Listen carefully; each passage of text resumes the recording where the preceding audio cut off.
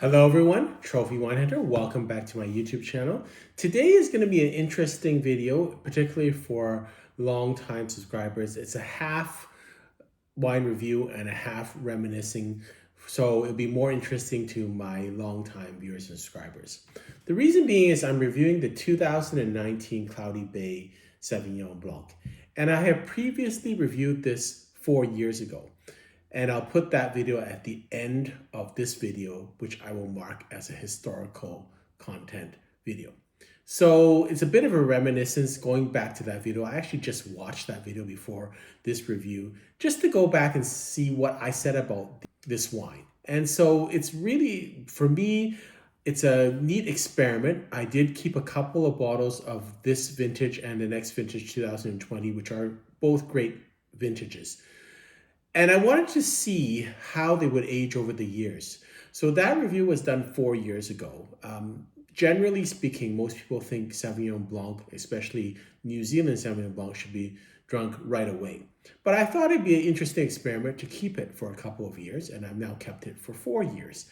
And to just compare and contrast the wines from then and now. And also as a sidebar to compare and contrast what I said about it those years. So for my viewers and subscribers, it's kind of interesting if you know, and you go back to that video. That video was one of my first videos when I started this YouTube channel. I started this YouTube channel during COVID, and a lot of things have changed, obviously, since that 4-year period. And it's amazing how much does change with 4 years. And that's the same thing with wines. So that review really, to me, is historical, although it's interesting to note how wines evolve. So that review is not quite accurate in terms of the tasting notes anymore, or we'll see if it is accurate. But the information in that video is still accurate. And what I noticed from that video is a couple of things. I was 4 years, I'm now 4 years older. I, at that time, had a little goatee. I probably had more hair. I probably took more time with those videos because I was just starting out my channel and it was the middle of COVID and I really had no social life outside of my home. I wasn't really connecting with people, so probably had a lot more time. So I would encourage people who want to learn about this wine to go back to the video because I think I put a lot of time into the research on that video and I learned a lot from looking at myself and looking back at that video. So there's a lot of good information in that video. It's been 4 years since I drank this wine. I've had it in the cellar, and this is kind of just a retasting of the wine and just to do an experiment. I do have one more bottle of the 2020, which I think I will save for another couple of years, maybe 4 years, and see how it goes. The other change is the price has changed. Years ago, I think it was like $37. Now it's about $42, something about $5 plus GST, something like that. So prices have changed with this wine. And I think the trajectory of this winery has also changed. 4 years ago, I called this wine the gold standard and a top shelf Sauvignon Blanc. Since that time, there's been a lot of new premier producers of Sauvignon Blanc that came out. My comments about this being a top shelf winery was in 2019 and 2020, the winery was making a bit of a comeback, a resurgence.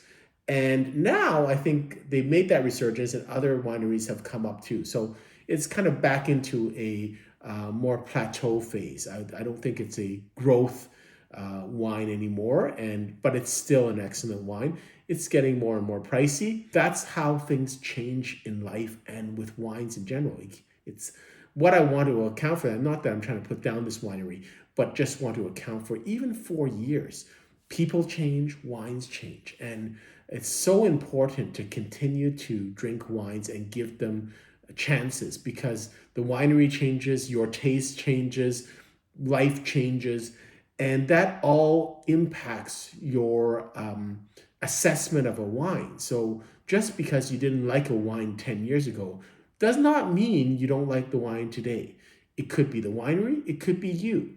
It could be pricing, it could be just societal changes in terms of what taste preferences are. So I just want people to keep an open mind. Now that I've talked a lot, let's go to the tasting of this wine. Again, this is the 2019 vintage. The current vintage that BC Liquor Stores is selling is 2023. This is almost a 6-year-old wine, 5 or 6-year-old wine. And the color, I don't think has appreciably changed that much. It's changed maybe it's a little bit slightly darker, but not much appreciable change in the color. On the nose, it still smells quite fresh and fragrant. I would say there is still citrus elements to this, but one thing is I think there is almost like a gasoline type smell to this, and I think this actually kind of intensifies the aromas and flavors. So you can actually smell, I think now it's a better example of cat's pee. They always talk about cat's pee for New Zealand Sauvignon Blancs. I think in young Sauvignon Blanc, sometimes it's hard to sniff out and people just say it. I think with this a little bit more aged Sauvignon Blanc, I think you can smell it. And it's kind of a funkiness. It's just kind of a smell that you're not even sure if you like or not, but that's kind of cat's pee. It's kind of a light pee smell, but it's very acidic, and you're like, what is that? That's cat's pee. And so I think it's more prevalent now than it was when I first drank this wine 4 years ago. On the taste, still great acidity on this wine. If anything, I think the flavors have intensified, so it's easier for me to spot the really green grass, herbaceous characteristic of this wine. Still a long aftertaste, almost a slight chalkiness that I get on this wine at the end, or powderiness or chalkiness on the end of this wine. And what I would say is, what has age done to this wine? I think it's just intensified the green and herbaceous and grassy notes of this to a point where I think it's still nice. If you like very fresh wines and very acidic wines, drink it young. If you like a little bit more toned down and you don't mind this grassiness, herbaceousness, cat's pee characteristics, then drink it a little bit older. It's getting to a point where it's almost bothersome, but I still think it's quite good. I think I rated that wine 92 or 91 points. I would rate this in the same range. I would say this is maybe slightly lower in terms of the taste profile. It has lost a bit of something, but it's again a taste preference. I would rate this probably 90 points at this point, but still very, very drinkable. And some people may actually prefer it a little bit older because it's the elements of the wine are easier to spot. When it's young, it's just racy acidity with some lemony and citrusy notes. Now the intensity of the flavors have kind of solidified, and it's a little bit more intense in terms of the intensity of the grassiness, the herbaceousness, the cat's pee, which some people will like, some people don't like. They just want something light and easygoing.